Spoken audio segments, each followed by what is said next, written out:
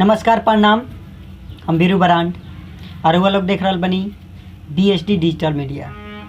आज हम रिएक्शन देवे वाला बानी प्रमोद प्रेमी के गाना पे, जौन की बहुत तगड़ा हिट बा। बाजत आता ना बाकी कान में दूसर चीज़ सुनाते नहीं थे। गाना के बोल बा कि ढूंढी में पानी तहरा अड़े लगी हो तो बुझिए जवानी तहर चढ़े लगी हो। तो आई जा वीडियो देखल जाओ, वीडियो एकदम गर्दा बा। तो स्टार्ट कर जाओ आज के रिएक्शन बिना देरी के।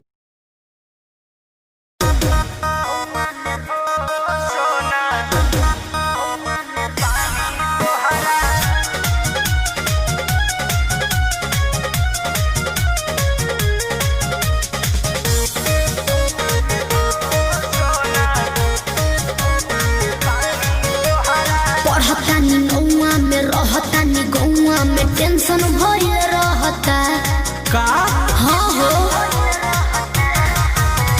पढ़तानी गौआ में रहतानी गौआ में टेंशन भइल रहता। जानी ट्यूशन में बन के पोजीशन में फेरा में सब रहता। के हो बानी काचे अभी हम न जानो देख डरे लगी हो कि ढोढ़ी में पानी तोहरा अड़ लागी हो।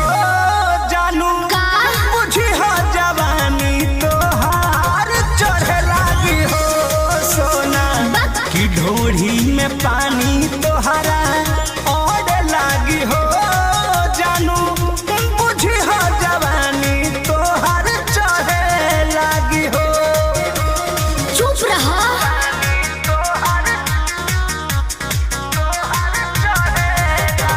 Music by Arya Sharma.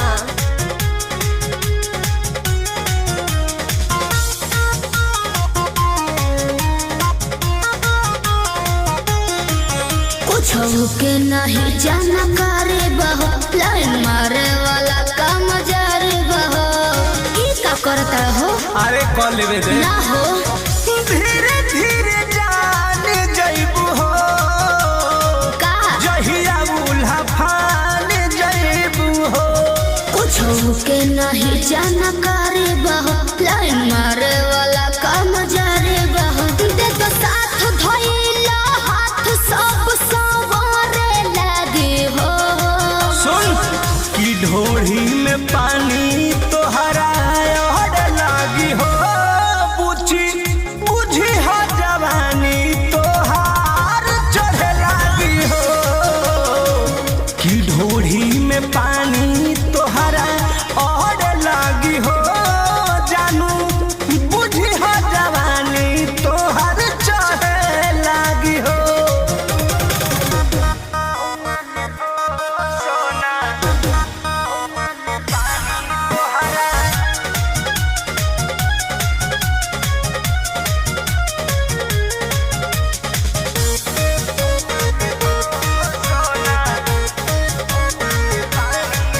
Krishna बेदर्दी से विरोध बहो, फेरा में परल परमोध बहो। ये तो सच बोली हो।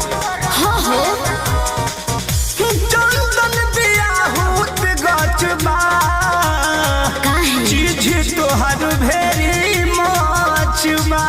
कृष्ण बेदर्दी से विरोध बहो, फेरा में परल परमोध बहो।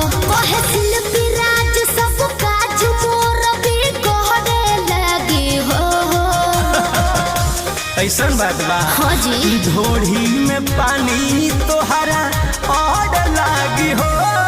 जानू अच्छा बुझी हो जवानी तोहर चढ़े लागी हो। ओ कि ढोढ़ी में पानी तोहर अड़ लागी हो।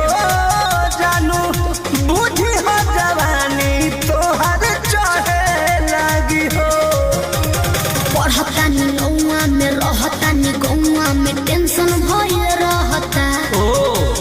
जानी ट्यूशन में बन के पोजीशन में फेरा में सब रहता।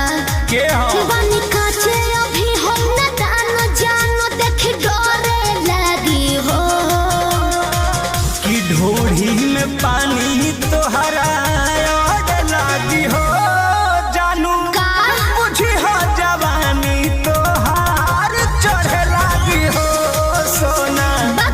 ढोढ़ी में पानी तोहरा और लागी हो जानू बुझी हो जवानी तोहर चढ़े लागी हो।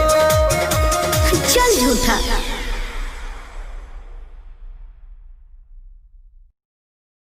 गर्दा बा कहबे कने कि एकरा सिवा दोसर चीज सुनाते नहीं है। जहाँ देखा तहें बजतई गाना एकदम गर्दा बा। ये गाना के ओरिजिनल लिंक डिस्क्रिप्शन में मिल जाए, जाके सुन सकता लोग। बाकी सब तो गर्दा। अगर जैसन के रिएक्शन चाहता लोग तो चैनल के सब्सक्राइब करो, बेल आइकन दबाओ, शेयर करो और लाइक करो वीडियो के, ज़्यादा से ज़्यादा शेयर करो। धन्यवाद।